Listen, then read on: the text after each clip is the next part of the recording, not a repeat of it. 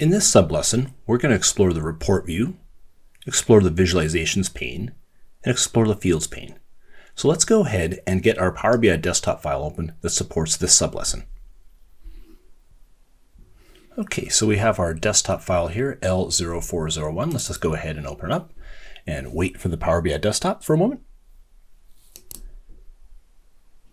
Okay, so we have our desktop file open here. So the areas we're going to focus on in this sublesson here are the report view on the view pane here. So this is where we're going to go to build all of our reporting. The next thing we want to point out is the canvas here. So in the middle of the screen is the reporting canvas where we're going to build our visuals. The next area we'll take a look at here is the filters pane. So I have the filters pane open right here, and here's where we can add additional filters to our reports. So we'll be doing a lot of work with this through the lesson.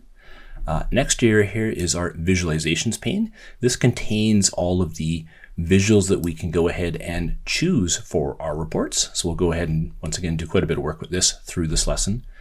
Right in below the visualizations pane, we have two key areas here. So let's just dive into each one of these things here briefly here. And this one right here is what is referred to as the fields.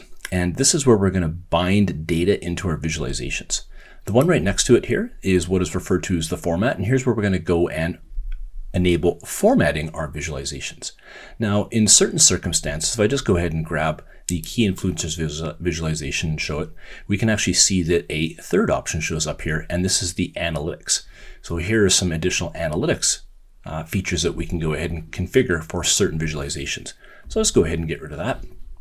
The last area that we want to take a look at here is the fields pane, and we've already been working with this through some of our other lessons.